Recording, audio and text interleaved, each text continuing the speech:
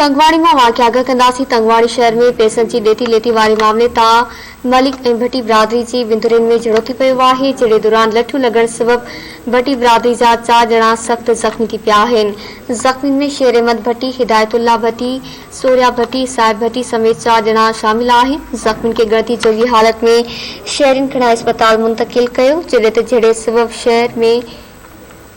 शहर जंग जो मैदान बणिजी वियो आहे। मांखे ब्रेकिंग न्यूज़ ॾियूं पिया तंगवाणी मां। तंगवाणी शहर में पैसनि जी ॾेती लेती वारे मामले तां मलिक ऐं भट्टी बिरादरी जी विंदुरनि में झड़ो थी पियो आहे, जहिड़े दौरान लठू लॻण सबबि भट्टी बिरादरी जा 4 ॼणा सख़्त ज़ख़्मी थी पिया आहिनि। ज़ख़्मियुनि में शेर अहमद भट्टी, हिदायतुल्लाह भट्टी, सूर्या भट्टी, साहिब भट्टी समेत 4 ॼणा शामिल आहिनि। ज़ख़्मियुनि खे ॻणती जोगी हालत में शहरिन खणाए अस्पताल मुंतक़िल कयो, जहिड़े सबबि शहर जंग जो मैदान बणिजी वियो आहे। तंगवाणी मां ख़बरवास शेयर कई पिया। तंगवाणी शहर में पैसनि जी ॾेती लेती वारे मामले तां मलिक ऐं भट्टी बिरादरी जी विंदुरनि में झड़ो थी पियो आहे, जहिड़े दौरान लठू लॻण सबबि भट्टी बिरादरी जा 4 ॼणा सख़्त ज़ख़्मी थी पिया आहिनि। ज़ख़्मियुनि में शेर अहमद भट्टी, हिदायतुल्लाह भट्टी, सूर्या भट्टी, साहिब भट्टी समेत 4 ॼणा शामिल आहिनि। ज़ख़्मियुनि खे ॻणती जोगी हालत में शहरिन अस्पताल मुंतक़िल कयो, जहिड़े सबबि शहर जंग जो मैदान बणिजी वियो आहे।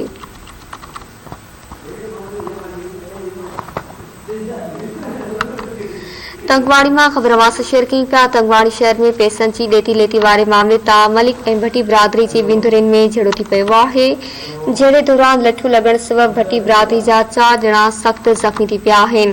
ज़ख़्मियुनि में शेर अहमद भट्टी, हिदायतुल्लाह भट्टी, सूर्या भट्टी, साहिब भट्टी समेत 4 ॼणा शामिल आहिनि। ज़ख़्मियुनि खे ॻणती जोगी हालत में शहरिन अस्पताल मुंतक़िल कयो आहे, जहिड़े सबबि शहर जंग जो मैदान बणिजी वियो आहे। तंगवाणी मां वाक़िया आगाह कई पिया। तंगवाणी शहर में पैसनि जी ॾेती लेती वारे मामले तां मलिक ऐं भट्टी बिरादरी जी विंदुरनि में झड़ो थी पियो आहे, जहिड़े दौरान लठू लॻण सबबि भट्टी बिरादरी जा 4 ॼणा सख़्त ज़ख़्मी थी पिया आहिनि।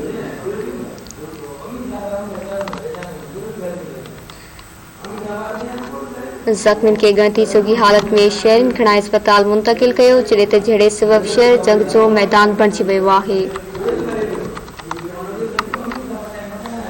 तंगवाणी मां मांखे आगाह कई पिया। तंगवाणी शहर में पैसनि जी ॾेती लेती वारे मामले तां मलिक ऐं भट्टी बिरादरी जी विंदुरनि में झड़ो थी पियो, जहिड़े दौरान लठू लॻण सबबि भट्टी बिरादरी जा 4 ॼणा सख़्त ज़ख़्मी थी पिया आहिनि।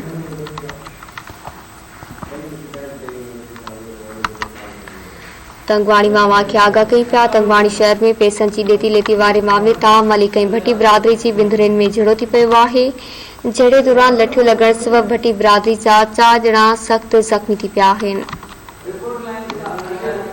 तफ़सीलात कंदासीं तंगवाणी मां। धरती टीवी जे रिपोर्टर अली रज़ा सरकी खां। अली रज़ा, आगाह कजो। जी बिल्कुल, शहर में पैसनि जे मामले तां मलिक ऐं भट्टी बिरादरी जे विंदुरनि में झड़ो थी पियो, जहिड़े दौरान लठू लॻण सबबि भट्टी बिरादरी जा 4 ॼणा सख़्त ज़ख़्मी थी पिया। ज़ख़्मियुनि में शेर अहमद भट्टी, हिदायतुल्लाह भट्टी, सूर्या भट्टी, साहिब भट्टी समेत 4 ॼणा सख़्त ज़ख़्मी थी पिया। ज़ख़्मियुनि खे ॻणती जोगी हालत में शहरिन खणाए अस्पताल मुंतक़िल कयो, जहिड़े सबबि शहर जंग जो मैदान बणिजी वियो। शहर में ख़ौफ़ हिरास पकड़जी वियो।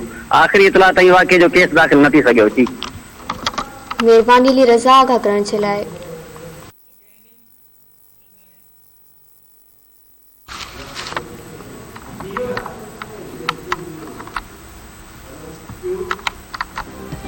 नाज़रीन, वक़्त जी ख़बरूं, वधी ख़बरनि जी अपडेट्स लाइ ॾिसंदा रहो धरती टीवी न्यूज़।